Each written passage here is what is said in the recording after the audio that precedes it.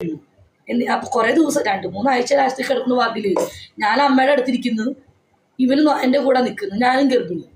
ആ പെണ്ണുമ്മയുടെ അമ്മയാണെങ്കിൽ ഇവിടെ അപ്പുറത്തെ ബെഡിൽ. അവളെന്ത് ചെയ്യും, ചാർജ് കുത്താൻ വേണ്ടി കുളിക്കാനും അപ്പുറത്തെ റൂമിൽ പോകും. ഞാൻ അറിയണ്ടോ അതൊക്കെ? പലതും നടന്നു പോയി. അയ്യോ, എന്നിട്ടും ഞാൻ പോട്ടെ, അവരുടെ കൂടെ ഞാൻ ജീവിച്ചു.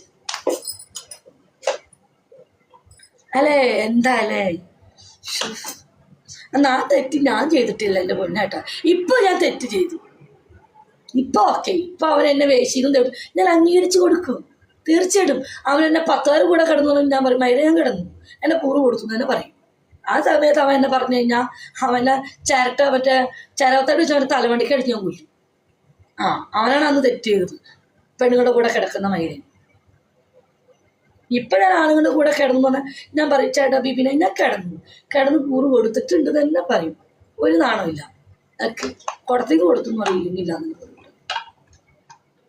പറയാനാണെങ്കിൽ ഇവനെ കുറിച്ച് പറയാൻ ഒരുപാടുണ്ടിടോ. ഞാൻ 6 വർഷം സഹിച്ചതാ. ഓക്കെ, ഏതോ ഇടുക്കിക്കാരിയുടെ അമ്മയ്ക്ക് മാനസികരോഗം തൃശ്ശൂരാണ് പടിഞ്ഞാറത്തയറായി എന്തോടും ഗവൺമെന്റ് അഡ്മിറ്റ് ആക്കിയിട്ട് ചാർജ് കുത്താൻ, ഫോണിൽ ചാർജ് കുത്താൻ ചാർജ് ഓട്ട എവിടെ ഇല്ലാന്ന് പറഞ്ഞിട്ട് ആ പൂർണ്ണി കൊണ്ട് എന്നെ കിട്ടുകയാണ്. കാണാൻ ആ റൂമിൽ പോയിട്ട് എന്നിട്ട് അവിടെ പരിപാടി കഴിക്കും. കണ്ടുകൊണ്ട് തന്നെ ഞാൻ ആരായി? കുറെ ദിവസമായി തുടങ്ങിയിട്ട് ഈ പെണ്ണൊന്നും മുങ്ങുന്നുണ്ട്. എനിക്ക് അന്നേരമല്ല അറിയണേ അങ്ങോട്ടാ മുങ്ങുന്നു.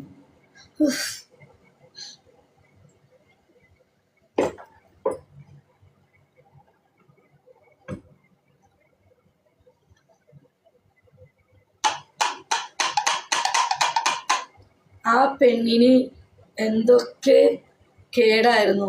അവൾ മാരീഡ് കല്യാണം കഴിക്കുന്ന കൊച്ചാ. നല്ല ഭംഗിയുടെ കൊച്ചിനെ കാണാൻ, നല്ല ഭംഗിയുള്ള കൊച്ച, കല്യാണം കഴിക്കാതെ കൊച്ചു, നല്ല ഭംഗിയുണ്ട്.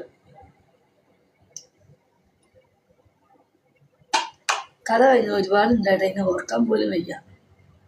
കഥ കഴിഞ്ഞു വന്നോ. അവനെ കുറിച്ച് പറയാനാണെങ്കിൽ ഇഷ്ടംപോലെ കിടക്കുന്നു, ഇതിലൊന്നും നിൽക്കില്ല. എന്താ കണ്ടത്?